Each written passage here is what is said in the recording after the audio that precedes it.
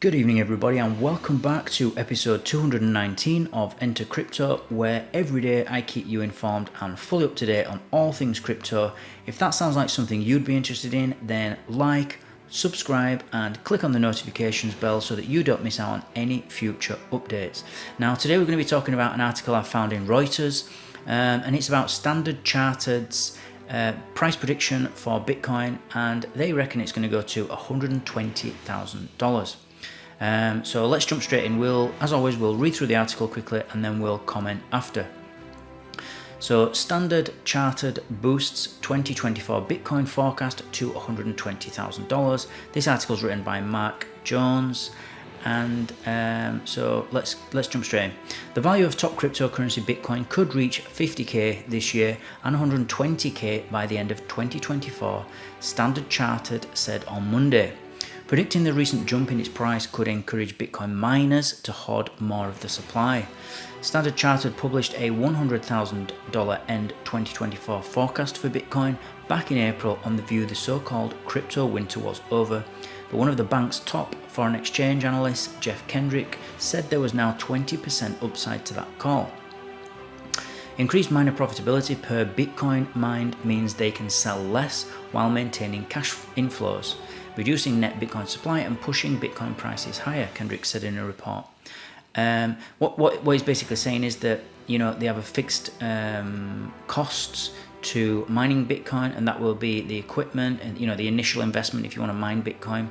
But then you've got electricity costs on top of that, the energy costs to run the Bitcoin mine, and they'll stay up. Well, they might go up and they might go down, but they'll pretty much stay the same next year as well, the year after and the year after that. You might get some price increase, but with the Bitcoin supply halving, they will be able to hang on to more Bitcoin because that will reduce the amount of Bitcoin in circulation, and so that should put pressure on the price to rise, which means that they have to now sell less Bitcoin to pay for their energy. So it's a positive for them. Bitcoin's price has leapt 80% since the start of the year, but its current level of just over $30,200 is still less than half the $69,000 it peaked back in November 2021. Trillions of dollars were wiped from the crypto sector in 2022 as central banks hiked rates and a string of crypto firms such as FTX Exchange imploded. This year's collapse of a number of traditional style banks, though, has fed the rebound. Standard Chartered said the rationale for its predicted price rise was that miners who mint the 900 new bitcoins produced each day around the world would soon need to sell fewer to cover their costs, mostly electricity to power the supercomputers. Kendrick estimated the miners have recently been selling 100% of their new coins. If the price hits 50k, though, they would probably only sell 20 to 30%. It is the equivalent of miners reducing the amount of bitcoins they sell per day to just 180 to 270 from 900 currently.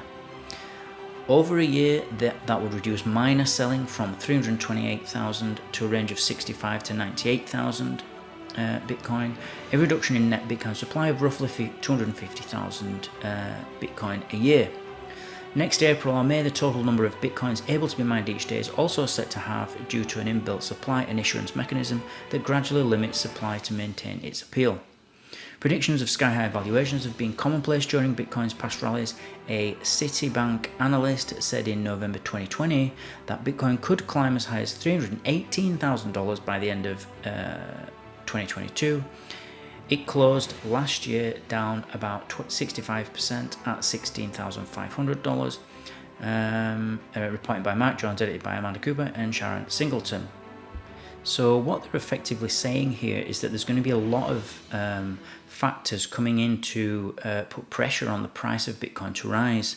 You're going to have a lot of pressure because when if miners don't have to sell as much Bitcoin to cover their costs to run the miners and to profit for them to make a living and pay their bills and everything else, then they're going to be able to hold on and hang on to more Bitcoin. There's going to be less incentive to sell it. And so because of that, there's going to be less Bitcoin in circulation. So that's one reason why the Bitcoin price would go up, because now there's less circulating. And even if the demand stays the same, then that's going to result in a price increase.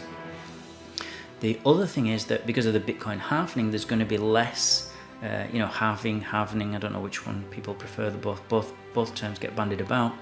but that is also going to decrease the supply by half. The inflation rate that what it's going to be as of next year, when the Bitcoin halving comes, which happens every 4 years, is going to come into play and kick into effect. And once that executes, the inflation is going to halve.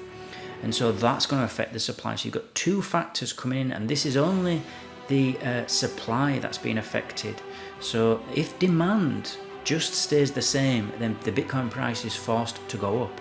If we have Bitcoin demand go up, and of course the supply is definitely going to decrease, we know that already, then, you know, Bitcoin, the price of Bitcoin could end up going, you know, off the charts.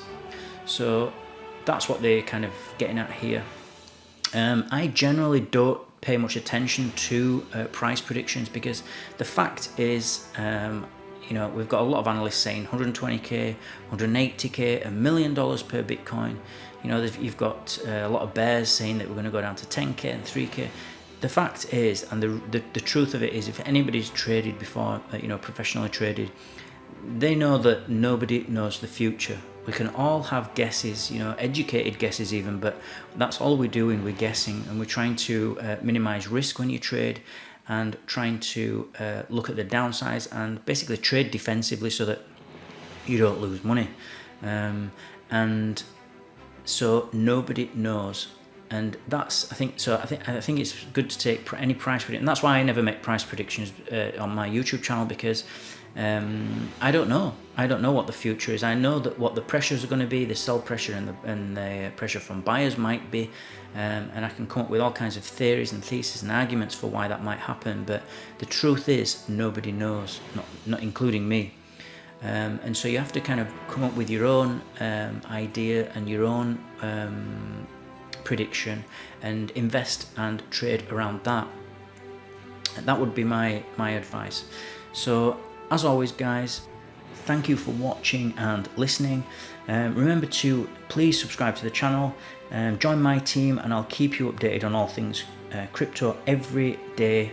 Don't forget to smash the like button if you feel you got some value from this video, and I'll see you all tomorrow.